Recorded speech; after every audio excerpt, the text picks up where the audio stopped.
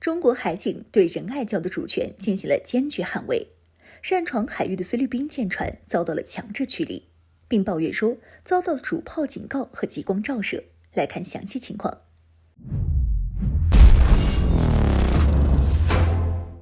Hello， 各位老铁，大家好，欢迎收看本期迷彩虎，我是虎妞。前不久刚刚邀请美国进驻9座军事基地的菲律宾，仿佛是得到了美国官方背书和美军的撑腰，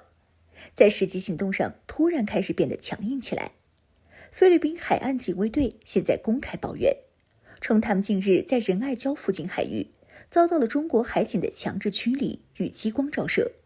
声称中国海警船距离最近时仅有130米。此外，菲律宾海岸警卫队还一并公开了去年与中国海警相遇的照片。照片显示，中国海警正在解除主炮炮衣，露出炮衣下遮盖的76毫米主炮。菲律宾海岸警卫队还宣称，遭到了中国海警的主炮瞄准与警告驱离。熟悉并关注军事的朋友想必也都知道，菲律宾在仁爱礁上的那些小动作已经不是1天2天了。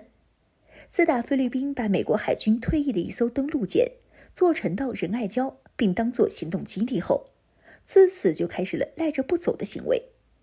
且不说这艘美国海军退役再倒手给菲律宾，随后又被坐沉到仁爱礁的老旧登陆舰，如今已经完全腐朽破烂不堪，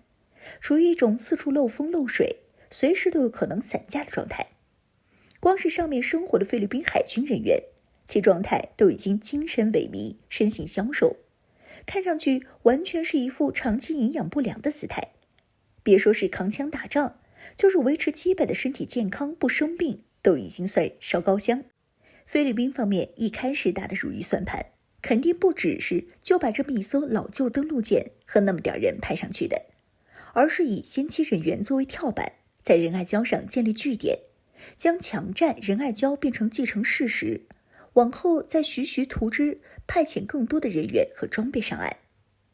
很显然，伴随着我国海军及海警部队实力建设的不断加强，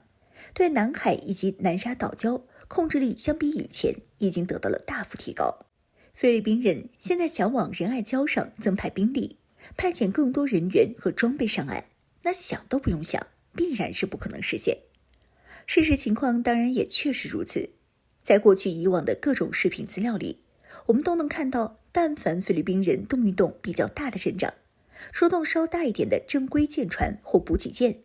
有任何靠近仁爱礁的意图时，无一例外均会遭到我国海警的坚决阻拦与警告驱离。时至今日，也没有一次是成功过的。当然，出于必要的人道主义精神，考虑到仁爱礁上确实还有那么一小批补给困难的菲律宾军人缺医少药，没吃没喝，生活艰难，我国海警虽对任何有扩大非法占领企图，运输更多装备和人员上岸的菲律宾大中型舰船进行坚决的阻拦与驱离，但对一些小号船只，比如说只能运输少量补给品和轮换人员的菲律宾小渔船，我国海警还是会视情况放行，另其通过，至少让仁爱礁上不至于出现饿死人这种人道灾难。但也就仅限于此，菲律宾人任何想要稳固非法占领我国仁爱礁的行为都不会得逞。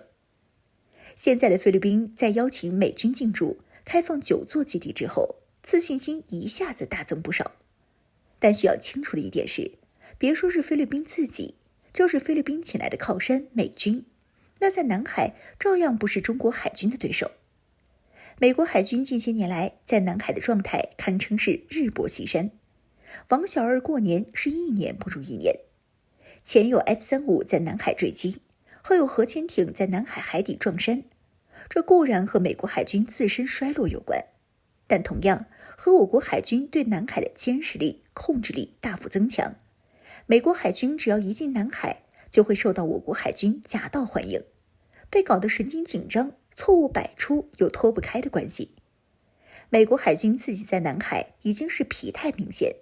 再也无法像以前那样搞什么特种机贴近领空，对我国国土防空网实施电子干扰，制造假情报迷惑我军。南海也再也不是美军潜艇想来就来，想走就走，随心所欲的后花园。因为我国海军的持续盯扣和海域控制力加强，美国海军对南海的地形测绘已经多年未得到完整更新。现在的南海下面是什么样子的？海况有没有发生变化？地形走势具体如何？美国海军是只知大概，不知详细，也无外乎潜艇会在两眼一摸黑的情况下，在南海海底撞身，狼狈而归。找来的靠山已经到了如此田地，建议菲律宾还是不要再想着在涉及中国主权的问题上有任何不切实际的想法与挑衅。